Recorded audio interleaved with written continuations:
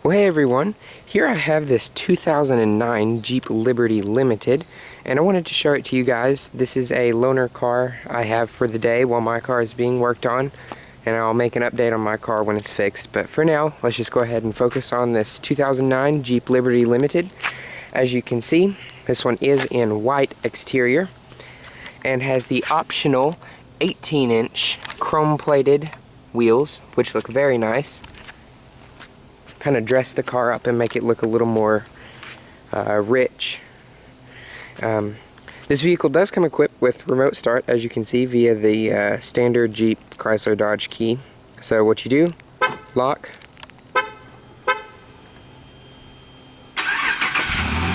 and as you can see, the vehicle's running. So we'll go ahead and hop inside and power the rest of the features on and do a full interior and exterior tour. So just stick the key in. This is very awkward left-handed. I'm holding my camera with my right. And turn it twice. And the vehicle's ready. Go ahead and drop the driver's window, which is automatic. The passenger window is automatic down, but not up, unfortunately. So as I said, this is a 2009 Jeep Liberty Limited. This one has about 54,450 some odd miles on it. In white with the optional 18-inch rims, which look very nice. And let me pop the hazards on and the headlights as well. Go ahead and there we go. Hazards are down here.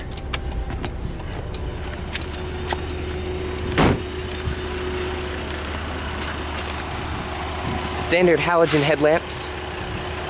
No HIDs available on the Liberty for this year. As you can see, there's your turn signals off to the side and your high beams here. These headlights do have a little bit of cracking in them. I'm not really sure why, but I mean, it's no big deal and it doesn't really mess up anything.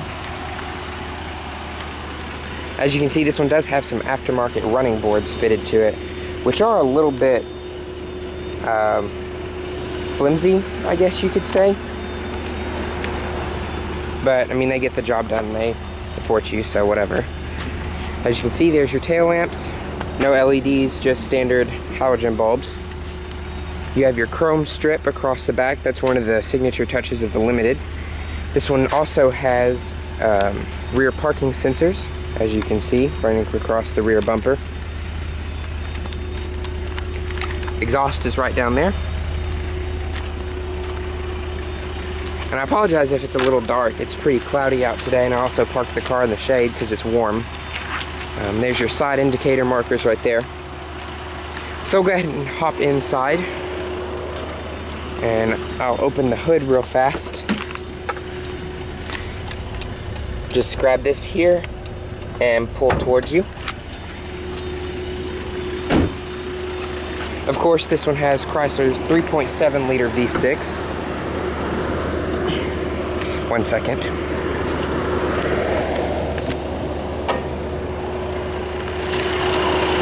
I apologize for that. But as you can see, 3.7 liter V6. I'm not sure of the power specs, but as usual, I'll add them in the annotations. Very clean engine. This one has been very well taken care of, thankfully. It does not have struts either, it's props. Or a prop, rather. We'll go ahead and do an interior rev with the window down. Turn off the hazards because that's annoying. Shut that up too.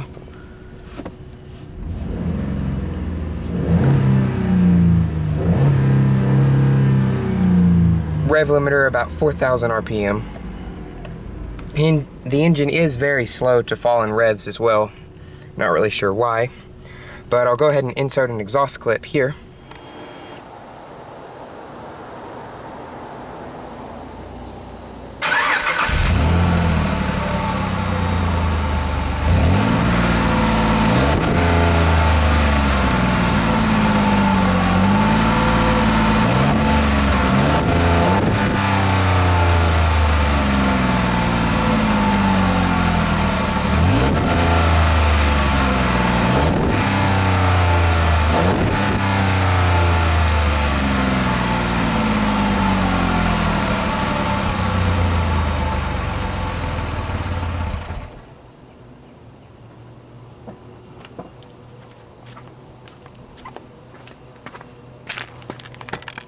So as you can see, the vehicle does sound pretty nice. Nice deep and throaty growl from the V6. This one does have tan leather interior, perforated leather seats, as you can see. Pretty comfortable seats. I'll go ahead and start it back up because it is warm. Automatic up and down driver's window, by the way. You do have single zone automatic climate control in this, no dual zone. But I mean, it is a pretty small car, so you don't really need it. This one does have Chrysler's Uconnect system, and it's missing the little volume knob,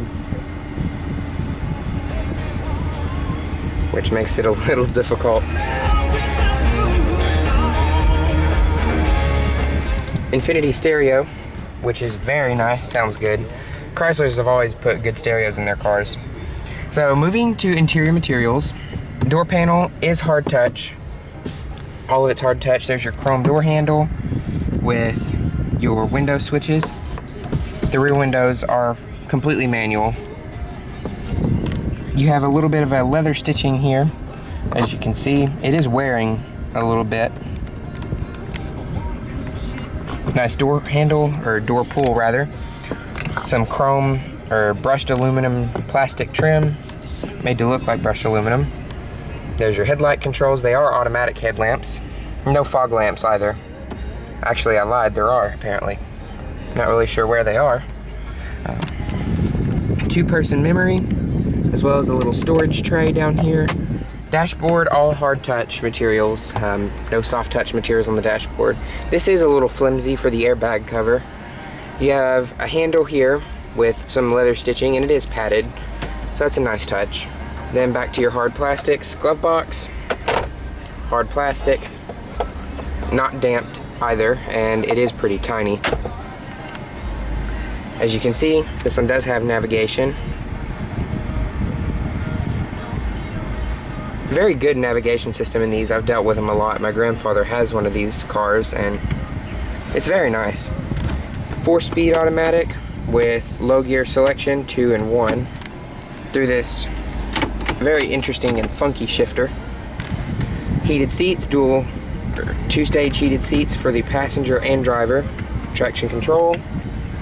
There's your power outlet for the rear seat, hazards, and then your passenger heated seat. There's a power outlet here. No cigarette lighter in this car though, thankfully. This one has not been smoked in either. There's your air vents up here, some faux carbon fiber trim. You can see it's just plastic. And you have a little storage tray up there with some sand in it. Don't really know where the sand came from, but you know, whatever. Recirculate, air conditioning, and defrost. You have a little storage tray right here, and if this were a 4-wheel drive model, the 4-wheel drive switch would be right here. But as you can see, this one is obviously 2-wheel drive. Leather wrap steering wheel. It is very thick, no side bolstering though. Steering feels pretty good. Pretty solid and firm, but there is a bit of play in the wheel when you're actually driving. Kind of a scary thing, but you know, whatever. There's your cruise control. They kind of copied Toyota's little stock design or whatever. There's your emergency brake with a leather stitch shift boot, or not a shift boot, but just a boot. Cup holders, sorry, that's my college ID. There's some cup holders up here and a little storage tray for change. Armrest is leather stitched and semi-padded. You can see where my elbow was just sitting. Opening it up reveals a little coin storage area and a grooved storage tray that you can remove to reveal a deeper console, which is nice. There's your auxiliary import, and also has USB behind there, which is nice. So we'll go ahead and jump into the back seat. Before we do, headroom up front is very good, obviously. It's an SUV, and I did fail to mention this one does have the sky slider roof, or sky view. I don't know what Chrysler calls it, but it's sky something. Sun visors, lids pretty flimsy, but I mean it's okay. You do have a vanity light as well, and they do swivel out and extend, which is a nice feature. I really like that. There's your map lights. Pardon me, it just went blank. Passenger side, same thing. As you can see, the sky slider or whatever it is does leak. You can see a water stain right there. That's a pretty common issue with these that I've heard. Well, anyway, we'll go ahead and jump into the back seat. And it looks as if it might rain pretty soon, so I need to wrap this up. I don't want to get wet.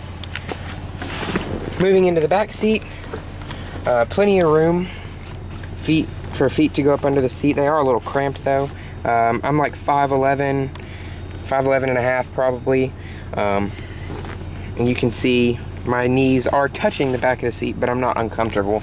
They're not like crammed in there.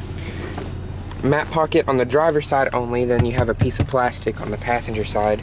There's your household power outlet, which is activated by the switch that's right up there. You can see. It's a very nice feature. I really like how cars are kind of starting to go to those now. Dual cup holders in the rear. No fold down armrest, but the rear seats do fold. The dual headrest back here. And this one actually has places where bugs have hit it from having the sky slider open. You can see a support beam going across the roof here, just in case of a rollover, which being a Jeep could happen. Let's see. In order to fold the rear seats, you just pull this tab here, and you get a completely flat load floor, and you have some anchors right here that you can tie stuff down to. And then in order to raise it back up, pull, and it'll pop back up. There we go. And there's your seat belt. Coming around to the rear, you do have a lift gate, and the window also opens, but the temporary sticker is stuck in there, so I'm not going to open that. You do have a cargo cover, which is very nice. I'm surprised this car still actually has it. That you can see that'll hide all your stuff. You also have a little extra storage tray down here. There's your subwoofer for your infinity stereo. More anchors as well, and your jack storage is right in here. As you can see, you have a little bit of a storage tray right here, which is very nice. And there's also a power outlet in there.